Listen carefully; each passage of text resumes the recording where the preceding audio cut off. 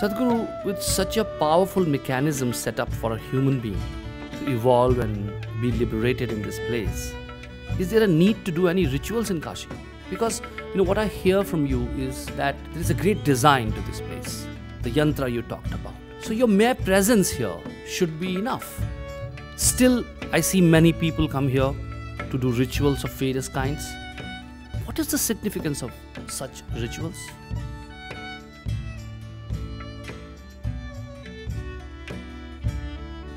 Kashi is full of rituals. It was the center of rituals. There's nothing as surefire as doing something internally. That is the best way to do it. So once you've been initiated into your process, that is what you should depend on. Why these things are built is, it's for the public. They do not know how to do anything with themselves, but they know enough that something needs to be done with them. So when that is the case, an instrument like this and the complex rituals that came along with the instrument are very useful because it handles people en masse. There was something called a Saptarishi puja. Saptarishis means the 7 sages who were the first disciples of Shiva. They were to leave to carry this message and go. When they asked him, how should we worship you? He taught them a method.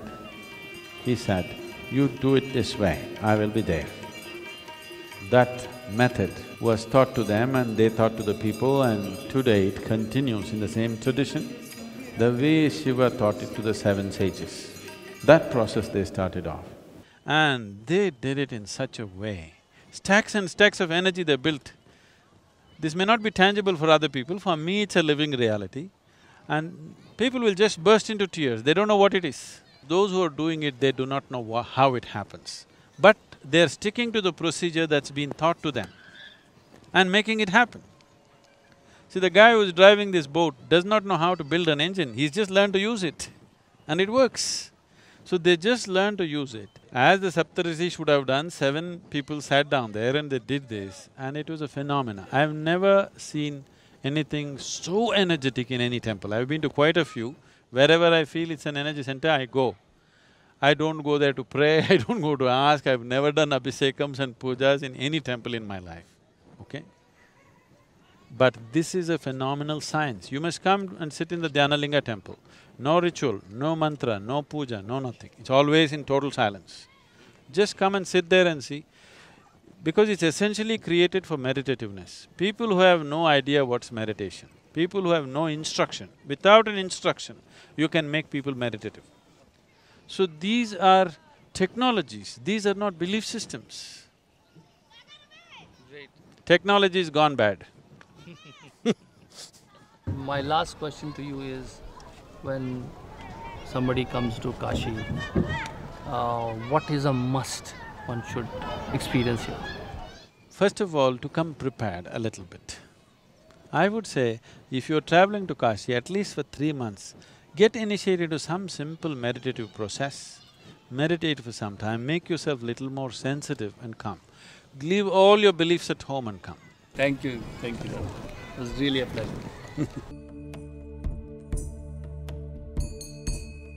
This is the most complex and sophisticated machine on the planet, that's Kashi.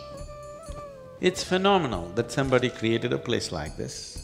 We bow down to them for the intelligence behind it, the competence behind it, the vision behind it, the compassion behind it, to make it available to everybody. This is what the world needs, not dogma, not philosophies, not belief systems. Human ability to go beyond our sense organs and be able to perceive something which is right now considered beyond. This is the only way a human being will know. This is the only way a human consciousness will expand.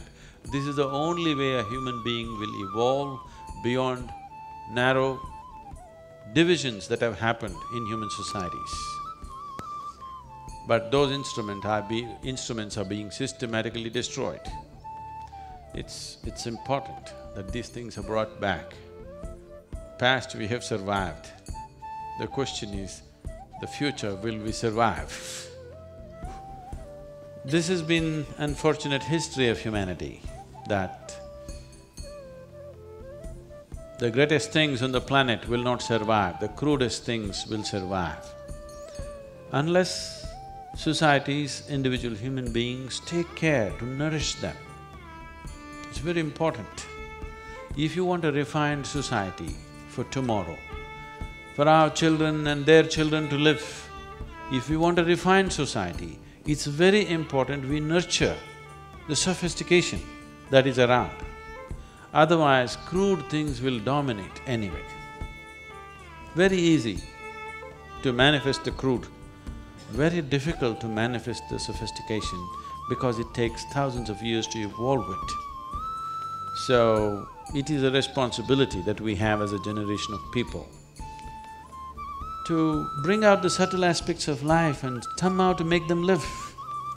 To whatever extent everybody can do. If we cannot create another Kashi, the existing one we should preserve to whatever extent we can and create more instruments through which human beings can connect to larger possibility. We don't need more books to read, we need more practical instruments and methods through which a human being can expand his sense of who he is right now.